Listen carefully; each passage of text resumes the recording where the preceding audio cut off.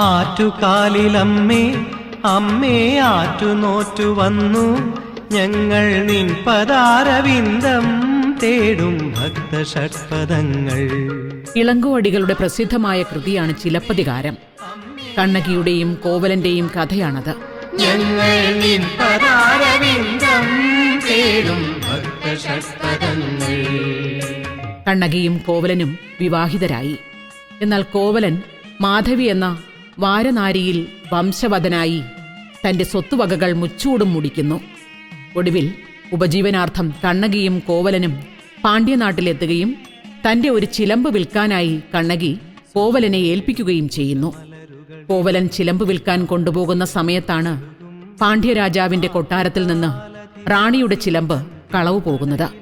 അത് കണ്ടെത്താൻ രാജകിങ്കരന്മാർ എങ്ങും അന്വേഷണം നടത്തുന്ന സമയം. കാഴ്ചയിൽ കണ്ണകിയുടെ ചിലമ്പിന് റാണിയുടെ ചിലമ്പുമായി സമാനത ഉണ്ടായിരുന്നതിനാൽ കോവലനെ രാജഭടന്മാർ പിടികൂടുകയും രാജസമക്ഷം ഹാജരാക്കുകയും ചെയ്യുന്നു. തുടർന്ന് രാജനിർദ്ദേശപ്രകാരം കോവലനെ കഴുകുമരത്തിൽ ഏറ്റി കൊല്ലുന്നു. ഇതറിഞ്ഞ കണ്ണകി തന്റെ മറുചിലമ്പുമായി രാജസന്നിധിയിലെത്തുന്നു. അതോടെ രാജാവും സദസ്യരും കോവലന്റെ നിരപരാധിത്വം തിരിച്ചറിയുന്നു. എന്നാൽ കുപിതയായ കണ്ണകിയുടെ ശാപഫലമായി മധുരാനഗരം കത്തിയെരിയുന്നു. ഇതാണ് ചിലപ്പതികാരത്തിന്റെ കഥ. ഇതിൽ ചില ഭേദങ്ങളോടെയാണ് തോറ്റംപാട്ട് എന്ന വായ്മൊഴിപ്പാട്ട് ഉണ്ടായിരിക്കുന്നത്.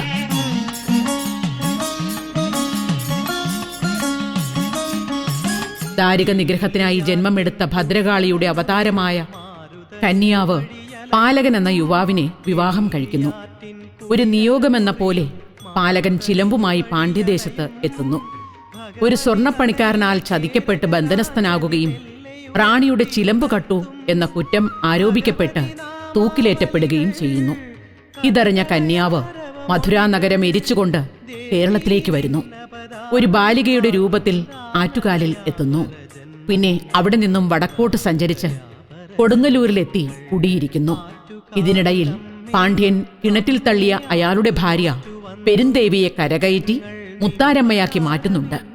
ഭർത്താവിനെ കഴുമരത്തിൽ നിന്നും തോറ്റിയെടുക്കുന്നുണ്ട്.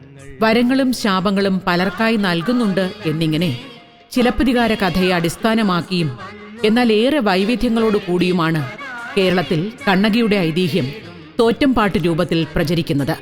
ഇതാണ് ഭദ്രകാളി ക്ഷേത്രങ്ങളുമായി ബന്ധപ്പെട്ട് ഉത്സവകാലങ്ങളിൽ പാടുന്നത്. ഏതായാലും മധുരയിൽ നിന്നും അമ്മ പുറപ്പെട്ട് കൊടുങ്ങല്ലൂർ എത്തുന്നതിന് ഇടയ്ക്ക് തങ്ങിയ സ്ഥാനം എന്ന നിലയിൽ ആറ്റുകാൽ എന്ന ഈ പുണ്യഭൂമിക്ക് ഏറെ പ്രസക്തിയുണ്ട്. തോറ്റംപാട്ടുകളുടെ അകമ്പടിയോടെ ഉത്സവങ്ങൾ നടത്തുന്ന ഏതൊരു ക്ഷേത്രവും കൊടുങ്ങല്ലൂർ ക്ഷേത്രം എന്നതുപോലെ തന്നെ അനുസ്മരിക്കപ്പെടേണ്ട ക്ഷേത്രമാണ് ആറ്റുകാൽ. ആറ്റുകാലിലമ്മേ അമ്മേ ആറ്റുനോറ്റു വന്നു ഞങ്ങൾ നിൻ പദാരവിന്ദം തേടും ഭക്തഷഡ്പദങ്ങൾ.